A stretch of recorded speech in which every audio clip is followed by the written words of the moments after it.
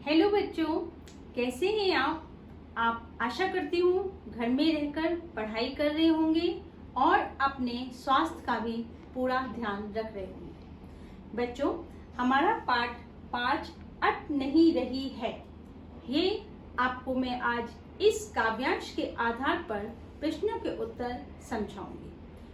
कवि सूर्यकांत त्रिपाठी जी ने 2 कविताएं लिखी हैं। एक तो उल्लास है और उत्साह है, एक तो उत्साह है और दूसरी है अट नहीं रही है। उत्साह कविता के काव्यांश के आधार पर पिछली वीडियो में मैंने आपको प्रश्नों के उत्तर समझाए थे।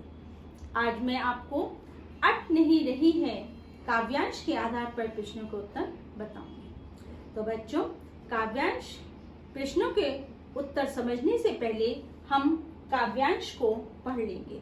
मैंने यहाँ पर काव्यांश लिखा है, अट नहीं रही डैश डैश डैश पट नहीं रही है। तो इस काव्यांश को पढ़ने से पहले हर बार की तरह आप मेरे YouTube चैनल को लाइक और सब्सक्राइब करना ना भूलें। तो काव्यांश इस प्रकार है,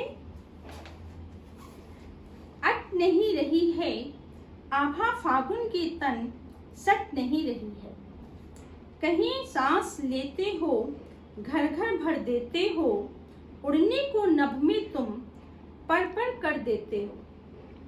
आँख हटाता हूँ तो हट नहीं रही है, पत्तों से लदी डाल कहीं हरी कहीं लाल।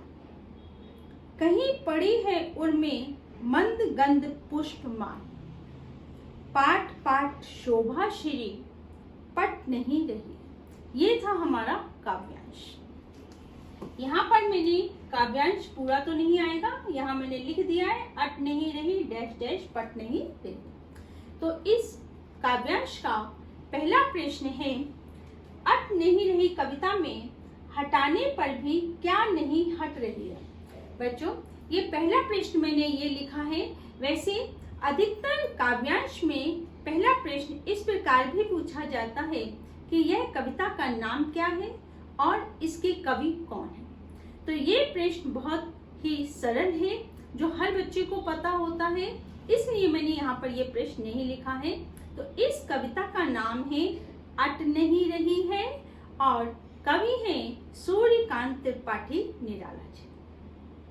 अब हमारा पहला प्रश्न यह है, अट नहीं रही है कविता में हटाने पर भी क्या नहीं हट रही है।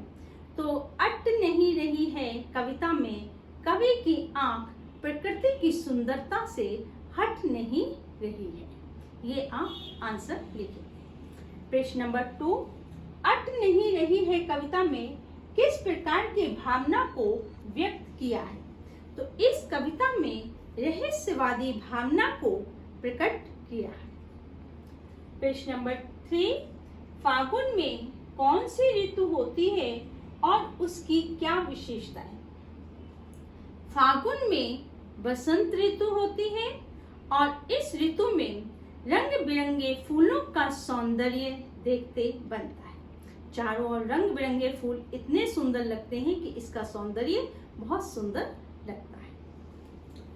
अगला प्रश्न है, मानव के तन पर फागुन की आभा का क्या प्रभाव पड़ रहा है।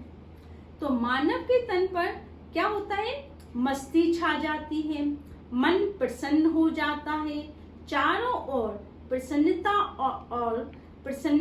और उल्लास का वातावरण छा जाता है, प्रकृति की आभा बहुत अच्छी लगती है। अगला प्रश्न, पेड़ पौधों की डालियां किस से भर गई हैं। तो पेड़ पौधों की डालियां हरे पत्तों और नई लाल कपोलों से भर गई हैं।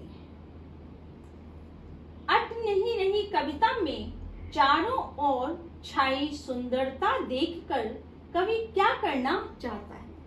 तो इसमें अट नहीं रही कविता में चारों ओर छाई सुंदरता देखकर कवि का मन जो है कल्पना में पंख लगाकर उड़ना चाहता है।